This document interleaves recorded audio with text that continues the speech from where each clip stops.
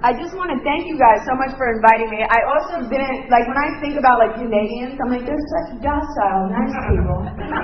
You guys are out of your mind. In all sincerity, though, I'm going to cry again.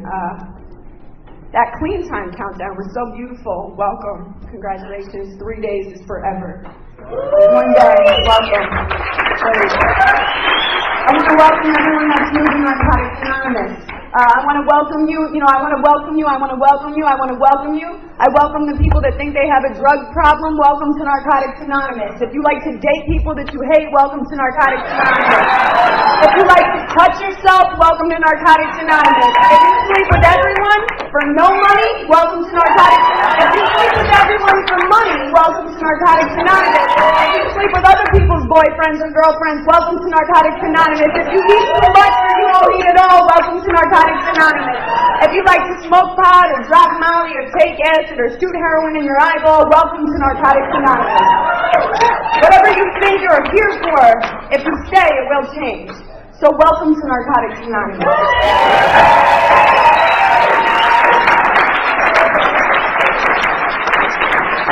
And now I really just want to talk about what's been on everybody's mind, and that's Howie. Howie, can you stand up for a moment? You made that countdown very special. I've never seen... Howie, I'm so glad that you're clean and your energy is so beautiful, but I also am grateful because I would not want to get high with you. I mean, really. I was like, that is the most terrifying thing in the world. No, but honestly, I've been to a lot of Clean Time Countdowns. I've been to a lot of conventions. I've been to a lot of countries, and that was one of the most impactful that I've seen. So, thank you, Canada. I want to thank the committee. Oh, thank you. I want to thank the committee for inviting me. I specifically want to thank you, Paul. Paul had to deal with my schedule and my lack of clarity in my life. So thank you so much. I love you. And Steve, thank you so much for kicking this off, and thank you for everything that you do for Narcotics Anonymous. Like I said, I like to welcome everyone because when I got to I'm just going to tell you how long I've been clean and how old I am because that's all you're thinking about. I know it is. I'm psychic. No, I got clean at 17. I have over 11 and a half years clean. I'm 29 years old. Right?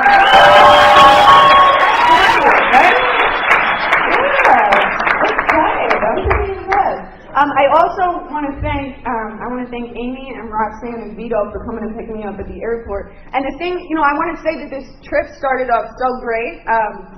They sent someone with 90 days to pick me up from the airport, and I was like, I love Narcotics Anonymous. But Vito, I love you. I love you, and congratulations. And I was thinking about it because I remember one time I think I was like 5 years clean, and I went to go speak in Florida. And I got arrested for drug possession on the way to the meeting. And I was like, wait, but really, it's not mine. Because they sent a newcomer to come get me and take me to the meeting. And I was like, and the cops were like, why would you ever get in the car with someone you don't know? And I was like, very valid point. I'm like, no, officer, I'm in a cult. It's fine. I was like, that's a really rational-ass question that I've never thought about. But you guys have been so welcoming, and it really set the tone for this trip, and I've gotten so much out of it, and I really appreciate you guys, so thank you. Like I said, I welcome everyone to Narcotics Anonymous. When I got here, I was 17 years old. I came here because I wanted to figure out how to smoke crystal meth like a lady. Like on the weekends, And unfortunately, that never happened. They don't teach you that here. Apparently, nobody smokes meth like a lady. So this is a wealth of information. But I really didn't understand why I was here when I got here. I also come from a long line of not enough. That's not a requirement for NA membership. But, my mom's got 30 years clean. My granny's got 30 years clean. My aunt died with 7 years. Well, we'll wait till the end. Wait till the end. There's more. My aunt died with 7 years clean due to drug complications. My grandfather died 25 years clean due to the disease of addiction. My uncle died a few years ago of a heroin overdose. My dad died of a heroin overdose. My sister is currently dying of the disease of addiction. I come from a long line of not enough, and there's two options. There's dying or there's getting clean. So it's really kind of clear cut for us. We don't really have a lot of other options in life. But I would say that, when I got clean, I didn't believe in, people would talk about like a higher power and a God of their own understanding, and all those things terrified me, right? But I'm going to tell you a little story of how I got to NA, because there were second step miracles in my life far before I recognized them, right? So I'm going to tell you a little story about my mom and my dad met in Narcotics Anonymous in 1986. And my dad had 4 years, and my mom had 4 minutes. And it was love. And they were just so in love, And when I say love, I mean stalking, right? Because the clarity you get from not lying to yourself is the truth is you're stalking that person. Okay, you're not in love, you're stalking them, and that's okay. Keep coming back. But my mom grew up like I said. I come from a long line of not enough. I come from small thinking. I come from settling, right? I come from small ideas. And so my parents met at a meeting, and my mom started stalking my father, and And so eventually, she would find all his meetings and be like, oh my God, we go to the same meetings, your meetings.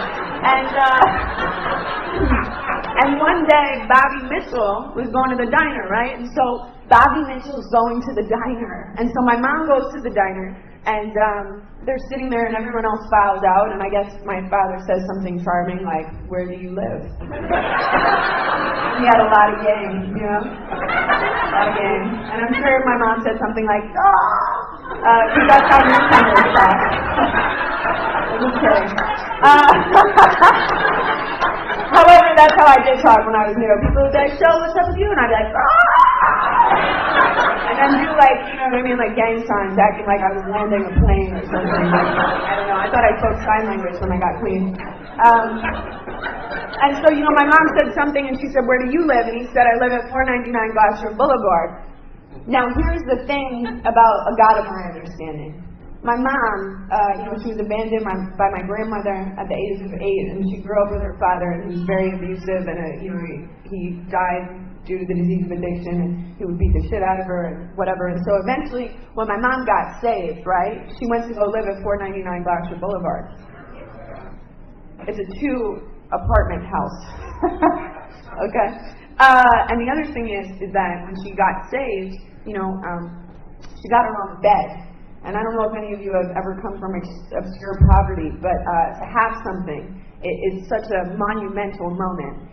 And so she got her own bed, and it was this twin set of iron beds. And when they moved, somehow the moving men lost one of the iron beds, right? And this was, 20 years prior. And she always missed her bed. So anyway, my father says, I live at 499 Gloucester Boulevard. And she says, oh my God, I grew up there. And like any good, addict with 4 years clean, he said, do you want to come over?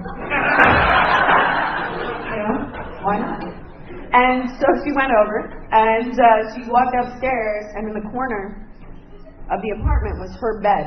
Now, people had moved in and out, and somehow my father had found her bed. So I came into this world on a miracle. Although he came out of the bathroom, and she was like, this is my bed. And that's why you shouldn't 13-step anybody. He's like, this is mine. He's like, oh my God. What have I done?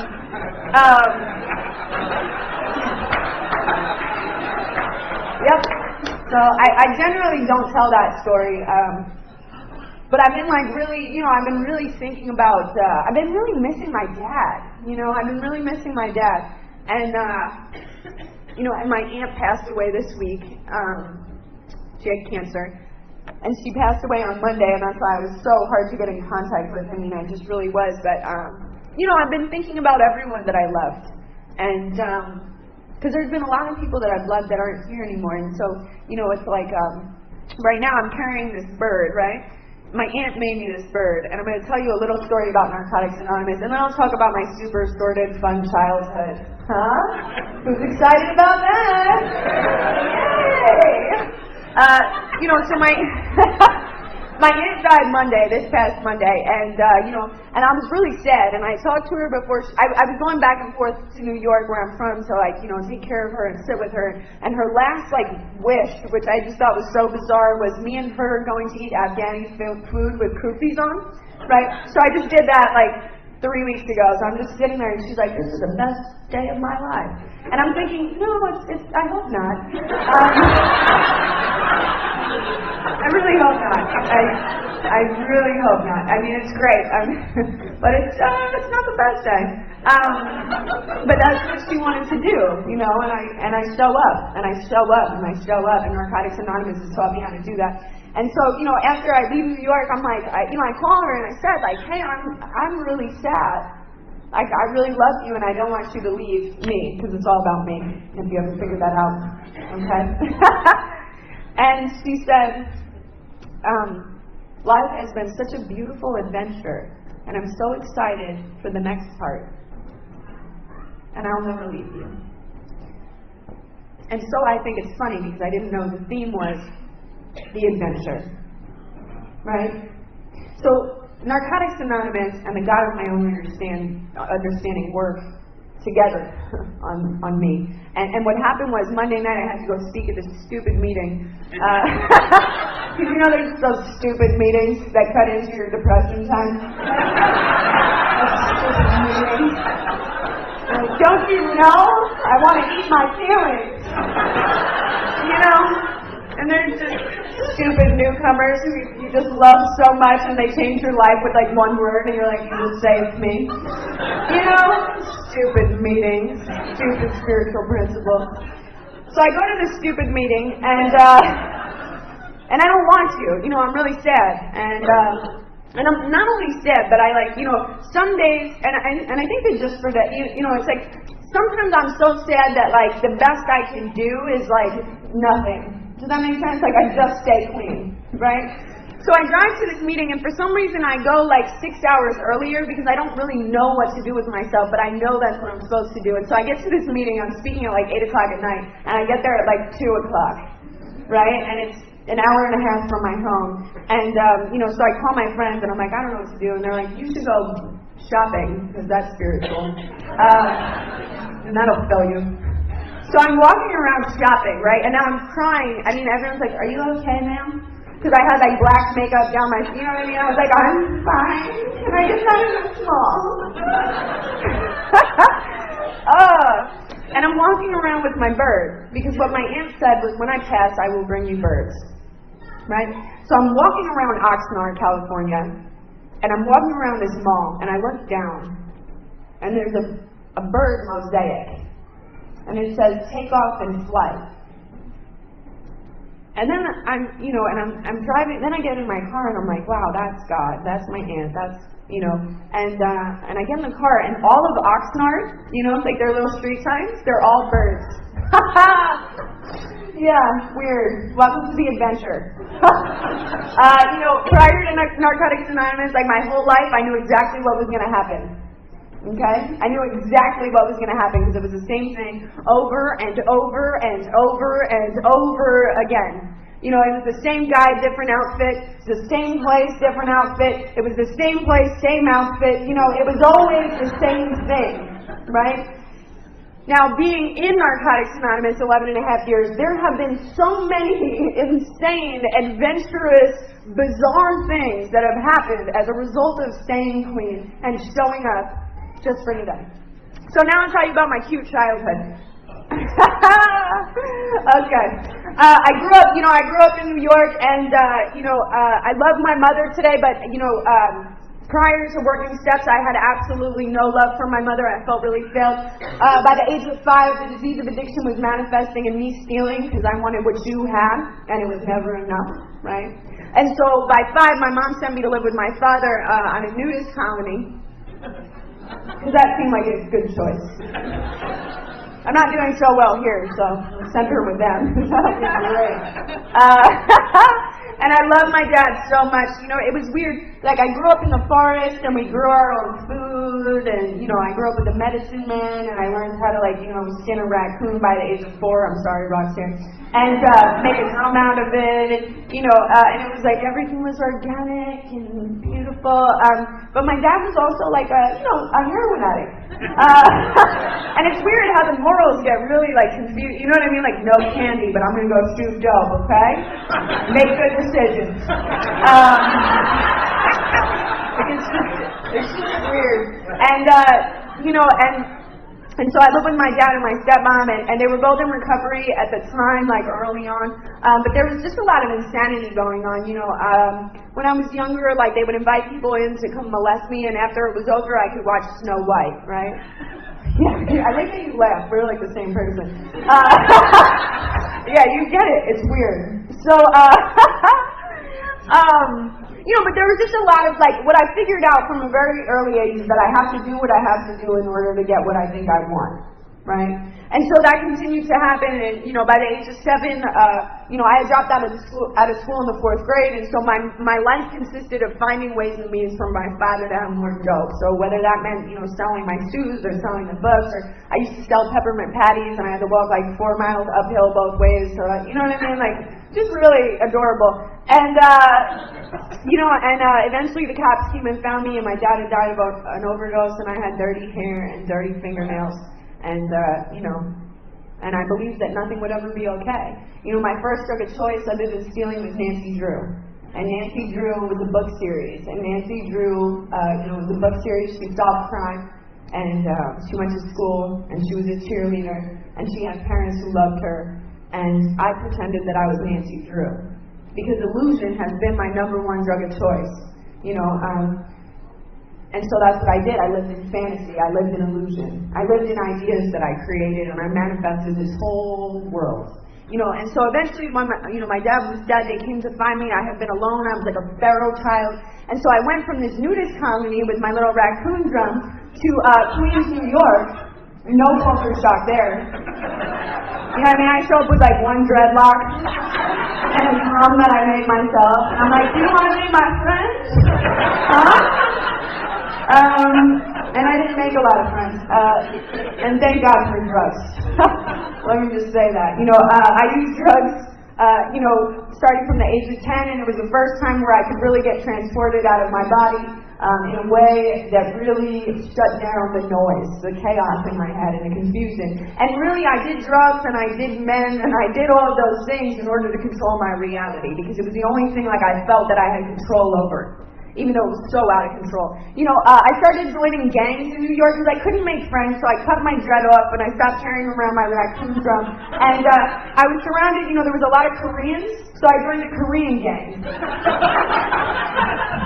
Why not? Very passionate people, And I would just sit around and eat octopus and I don't know, I'm Irish and Italian. The moral of the story with that is that I will get in where I fit in. And, and eventually my mom was in a series of abusive relationships with men in Narcotics Anonymous, and, they would beat her, and, there's all this stuff, because water seeks its own level, right? No matter how long you have clean, if your reality and your understanding of life is based in this small bubble, then that is what you will find. I was talking to this kid the other night, and he's selling drugs and trying to stay clean, you know what I mean? Which is weird. I'm like, good luck with that, yeah. I'm sure that'll work out great for you. You're the one, right? You are the one. And he told me, he's like, I have to do it to survive. And I was like, well, then I'm sure that's true. And I don't know if you understand what I'm saying, but when I think I have to do blah, blah, blah, then that ends up becoming real for me, right? Because what I think becomes real. Because recovery and the disease of addiction are both about my perspective. And that's the good part and the bad part, right? It's hard to see the picture when you're the frame. So if I tell myself something, and I tell myself something, and I tell myself something, and I tell myself something, then I end up living out of that idea. And that's all I'll ever find. And so what it was about for me when I got clean was, goldfish grow to the size of their tank. And so what I had to do was I had to get a bigger tank, right? Because nobody keeps me trapped. I keep myself trapped, and that's what this whole thing, and that's why I say, if you think you have a drug problem, welcome, because it will change. You know, I have a perspective problem. I don't see myself accurately. I don't see you accurately, and therefore I react and act out in ways that sometimes baffle me to this day. Right? So anyway, I started changing gangs. My mom moved to Los Angeles. I was getting arrested every day. You know, my drug use changed. If I was with you, I'd do certain drugs. If I was with you, I'd do certain drugs. I love drugs. I don't like to talk about drugs a lot because I love them. And sometimes when people get too into it, I'm like, that sounds great. Wait, how do you do that? They're like a YouTube tutorial. You know what I mean? They're like, you flip it and you cook it up and you put it into the thing. And I'm like, wow, that's amazing. I got clean before spice or taco or whatever. You know what I mean? Like, I don't know what that's like. So I don't like to talk about it too much because I'm like, wow, that's pretty cute. Okay. You just eat your roommate's heart out? That's great. Oh, you're just having fun? Yeah, totally normal. But, you know, but what I will tell you is that I love getting high, and I got high every day, and I lived to use, and I used to live, and that didn't just end with drugs. You know, it was also, I was addicted to men that got shot in the head and killed. I was addicted, there we go, I got one back there. You go, girl, that's right. Yeah, I was like, I can't believe this always happens to me. And I was like, bitch, you only date people that sell drugs and own guns. Like, of course, you know, like, yeah, they all get shot in the head and killed. Yeah. It makes a lot of sense, actually. Yeah, I had a type. Bad bitches. Yep. You know, my mom moved to LA, and eventually, you know, they were going to put me in foster care. I believe I was 15 or 16 years old, and they were going to put me in foster care in New York. And they were like, you can either go to LA or you can, you know, stay here and go to foster care. And I was like, I'm going to Los Angeles to find Tupac. You know? I did not find Tupac, but I did find his crew, Thug Life, which was a whole separate story that we might get into. You know, but when I got to Los Angeles, you know, a series of things happened. My drug use progressed. The drugs I used changed one more time. And I ended up getting abducted by 3 men and held captive for days and tortured and raped. And what happened for me, you know, I don't know about you, when I came to Narcotics Anonymous, I not only had to let go of using drugs, but I had to let go of being a victim. Right? And I know that's heavy. It's heavy. It's heavy. And it's easier, like, I could stand up here and just, like, tell you that. It wasn't that cute as it was happening. You know, but I had to let go of that idea, because I love when bad things happen to me, and I had such a hard time admitting that to you. But when I really got to the core of my step work and the core of what I told myself is, you deserve this, and you love it, you know. And so I really felt attached to my pain when I got here, and as a result of that, I lived that pain and that trauma out in everything I did. You know, all I was pain. And so, you know, I did a lot of things in using drugs. I ended up at the Mexican drug cartel. I was cooking meth. I kidnapped Max 10's niece from Thug Life. I had the SWAT teams kick down the doors. I was totally out of my mind. I shaved my eyebrows off. I was a trolla. I was fighting the revolution. I was confused, really. You know what I mean? I was like, Viva la revoluzione. They're holding my people down. And I was like, bitch, you're Irish and Italian. Okay? Not that serious. Like, you know, I really didn't know who I was, so I was just down to join. Like, I was in so many different gangs. You know, I was just trying to fit in, really. But I also seemed so angry. You know, when I first came to meetings, I carried weapons all the time. Like, if someone touched me, I would, like, pull a shank out that I made out of, like, a toothbrush. You know, like, I was just out of my mind. And all of these bad things happened, but that's not the reason I got clean. I got clean because of that moment of clarity that we all have. You know, some people think, I'm too young to get clean, I haven't, you know, done whatever, it wasn't that bad. Whatever the idea is, none of the bad things got me clean. I got clean because I woke up one day and I looked in the mirror and I thought, who are you? Who are you? And what are you dying for? Right? Like, what is your cause? What are you really dying for? And that's the reason that I got clean. I didn't have any court things. I didn't, you know, all the chaos had come and gone. And then I was just left with self. And so I want to talk about the adventure of being clean. because it's been really weird. Okay, I'm not going to lie to you, it's been really bizarre. Okay? I also want to say, if you're new, I just want to, I think sometimes we lie to newcomers, right? I really do. I think we lie to them. We're like, be grateful for gratitude all the time. I'm so joyous and free, right? That's bullshit, okay?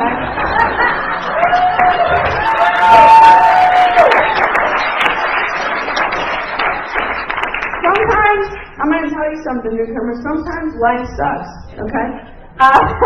And why I say that is because that's what the Just for Today talks about it. There's extreme joy and there's extreme pain here. And that's not Narcotics Anonymous, that's life. On life's terms. For normal people, too. Right? But we get here, and I think we, because what I'm talking about is my experience. I had 6 months clean, I had 9 months clean, I had 18 months clean, and guess what? I didn't feel better. Okay, there's some people that don't, and there's some people that do. But I didn't feel better, and the reason I didn't feel better is because I had a lot of emotional baggage, and I had done a lot of damage to my brain, right? So I didn't feel better. And guess what? That was totally fine. I wasn't supposed to. But nobody told me that. Nobody said, they would just be like, because I remember thinking like, am I doing something wrong? Am I doing this wrong? So if you're new and you don't feel good, great! More than likely, this has been my experience, more than likely the people that are like, I have 29 days and I hate everyone and I don't want to be here, those people stay clean. They do. Those people generally tend to stay clean. Right? I mean, for the most, the guy who they're like, he'll never stay clean, he's crazy, and he just punched everyone. That guy usually stays clean. Who usually doesn't stay clean is the guy who's like, I've never been more grateful than the gratitude of a blessing of a unicorn on the back of a thing, and then he quotes every page from the literature, and he's like, and I had 30 days clean. Because this is not about looking good. And this is not about sounding good. It's not. I wish it was. You know what I mean? I wish I could just sound great and look great and just be great. If I came to Narcotics Anonymous and just said, I'm always great. It's so hard to be me because I'm great. That would be a lie, So I just want to welcome you. And this is no matter how much clean time you have, I never try to talk myself out of the blessing on the other end because I think that I should feel fill in the blank, because I don't have to. Now, gratitude can help me get to the next place, but sometimes I don't feel super stoked, my aunt died and they're like, you just feel grateful. I was like, shut up, call me tomorrow, I don't like you, ew. Because I'm entitled to feel exactly what I'm feeling because I'm human. And the spiritual principles that live within the step work has taught me that it's okay to feel exactly how I feel, and I don't have to pretend to be filled with gratitude all the time, right? So anyway, I'm going to go back to getting clean. Okay, so I had a year clean. I got a sponsor immediately. From day one, I walked into my home group, which is still my home group, and I met the God of my understanding. He was wearing a fitted hat and a backpack. And he knew about the revolution. He liked underground hip-hop. And I was like, we're in love. So I proceeded to stalk him, like my mother taught me. And people have all these ideas, about what you should do or what you shouldn't do, but I know that kid saved my life. Because what it did was, it was the attraction. I didn't come here wanting to be of service. I didn't come here attracted to Narcotics Anonymous. I didn't like the chanting. I didn't like any of that stuff. But I was in love with this guy. Because he knew about the reptiles, controlling our brains. Right. And his name is Mark, right? And so Mark saved my life. Mark had 2 years clean, and he was, he was a literature guy at Monday Night Madness. And me and Mark were in love. He just didn't know it yet. And I stalked Mark to all his meetings, and it was the best 2 weeks of my life. But in all sincerity, Mark relapsed at 2 years clean, and because he was just going to go be normal, And he ended up beating a woman with a tire iron and killing her and stealing the candy out of her pocket. And that's the disease of addiction. It's never enough, and it only ends in me being clean or me being miserable. And so I always am grateful to Mark. He gave me the 18-month chip, and I still have it, because he saved my life. I got a sponsor, and this woman, she told me to write out a list of what I wanted out of Narcotics Anonymous. And some people don't agree with that. I don't care. I think that for me, I needed to admit what I deserved in life, or what I thought I deserved, because seeing what I thought I deserved was very enlightening. Right? So what I thought I deserved was a boyfriend to pay for my things. And what I thought I deserved was maybe to go to high school. And what I thought I deserved was a car and maybe a license. But I had goals. Hashtag goals. Okay? And so I read this list to this woman, and she said, no, Sirah, you don't understand. If you could have anything you wanted, and if you could be anyone you wanted to be, and if you could do what you wanted to do with your life, what would those things be? And I went back and I wrote this list, and I cried because I felt so undeserving. I felt so undeserving. So I wrote this list, and I said, I want a God of my own understanding. I want a relationship with myself. I want self-esteem. I want a relationship with my mother. I want to figure out what I love to do and pursue it passionately. Right? I wrote all these things. And as I read this list to this woman, I cried because I felt so unentitled to it. Because I felt such shame. Because I felt like a girl like me who had been where I had been, who had had those things happen, deserved absolutely nothing. Right? And so I read this list to this woman, and she helped me. And within 3 years, I had done all those things. I had figured out what I loved to do. I had a relationship with my mother. I went back to high school, and I graduated.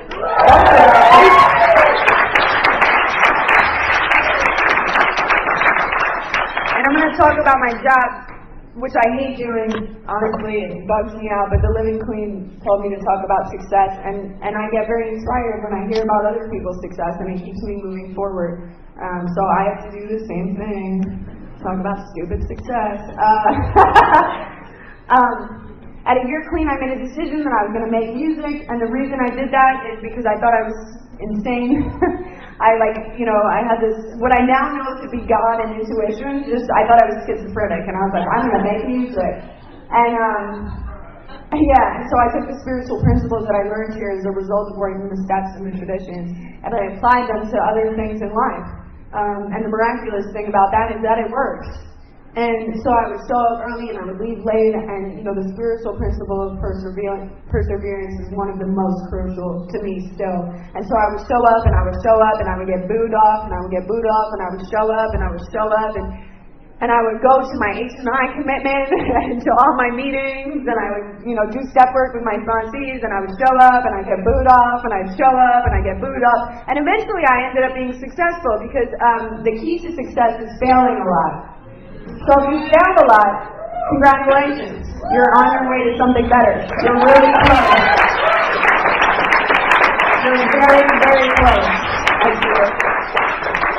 And so, I failed a lot. It was miraculous, because what happens is if you fail, eventually you'll succeed. And, so I succeeded, and I started going on tour, and, and everyone's like, you're going to get high. And I was like, I'm very spiteful and strong-willed. And, so I just wanted to talk a little bit about, because I only have 5 minutes left, and there's no way to sum up the past 12 years in 5 minutes. I just gave myself more clean time. I don't have 12 years. 11 and a half. January 6, 2005. Okay?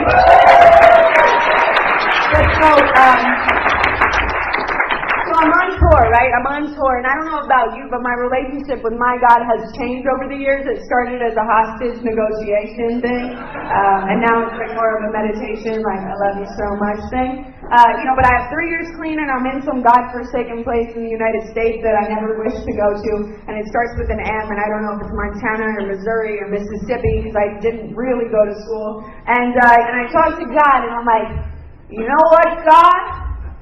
I've been of service to Narcotics Anonymous for 3 years, and I have an H&I, I have 3 H&I panels, and I started a youth committee with everyone, and I have been of service, and I sponsored the world. No, but and I'm going on. I'm telling God about how great I am. I'm like, let me tell you how tight I am, because I did it myself without you, and you don't know. And so I'm going on, and I'm like, and God, I don't want to stay clean anymore, so unless you throw me like a burning bush, I'm getting high. Right? And that's my prayer. And, yeah. Don't act like you haven't been there. You know, it's weird. It's a hostage negotiation. You're like, I will kill myself if you don't stop playing. Yep. And so all of a sudden this kid walks by me and he goes, Sirah, which is like my real name, and I'm like, God? And he goes, in your face. And I was like, huh? It's a Thursday night meeting that used to exist in the Hollywood area. And I was like, oh my God, you're clean. And he's like, no, I relapsed when I got here, but how are you? And I was like, God, I'm going to need another one. God, I got confusing, to be honest. To be honest, I'm really unclear. You know, like I said, I don't have enough time and it's so hard to sum up. But I will tell you that, you know, with my job, I ended up winning a Grammy. And,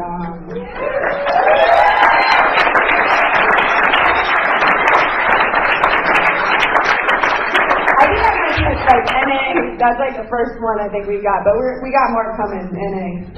We do great things. You know what I mean? We do really incredible things. But what I'll say about that is that you know, I'm walking up on this thing, and please don't Google it because it's not good and it makes me uncomfortable. But I'm walking up and to something sort of like this, and I'm thinking, Narcotics Anonymous is so weird. That's literally what I was thinking. And the reason I was thinking that is because I got clean, I lost the desire to use drugs, and I found a new way to live. And as a result of working steps and being of service here and showing up no matter how I felt, good, bad, and indifferent, I'm walking across this stage getting a Grammy, which is so stupid, for a song that I recorded in my bed in my pajamas. You know, like, you get what I'm saying? Like, just very bizarre. Like, the adventure, there's not even an adequate word to describe what happens when you engage on this process. But the adventure is the best we could come up with in terms of a proper summing it up. But that's what I mean is like, I literally walked across that stage and I just remember thinking like, wow, you know, what is it, like lost dreams awaken and new possibilities arise. I really didn't believe that, but I did it anyway. You know, I think that, you know, addicts are like, you know, here's the thing, like bumblebees are incapable of flying, right? But they don't know that, so they fly anyway. And I think that's the thing, is that like, as a result of doing this, you know, I had to make a decision of whether I wanted to be sick or whether I wanted to be well. Whether I wanted to fly or whether I wanted to stay trapped in fear. You know, if you're thinking about using right now, that's totally okay. But what I do know is that if you get high, your life will be the same. And it always leads to death, whether it's spiritual or physical. So many of my friends have died. So many of them haven't had the opportunity of a life beyond their wildest dreams. But I also know that if you stay, I have no idea what's going to happen to you. How exciting is that? I have no idea.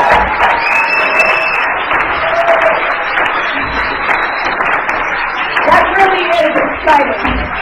You have no idea what you can do, or who you can be, or how you can touch people's lives, and whether that's your kids or the world. Like, you don't know, and that is the real beauty of Narcotics Anonymous. Is that what I do know is that we touch people's lives. And when it talks about society, it's not just our society here, but it's the world. Like, I met the President of the United States. You know what I'm saying? Like, things that I shouldn't be doing. No one should let me touch their kids, or presidents, or anything, you know? So thank you so much, Canada, for having me. Thanks for letting me share.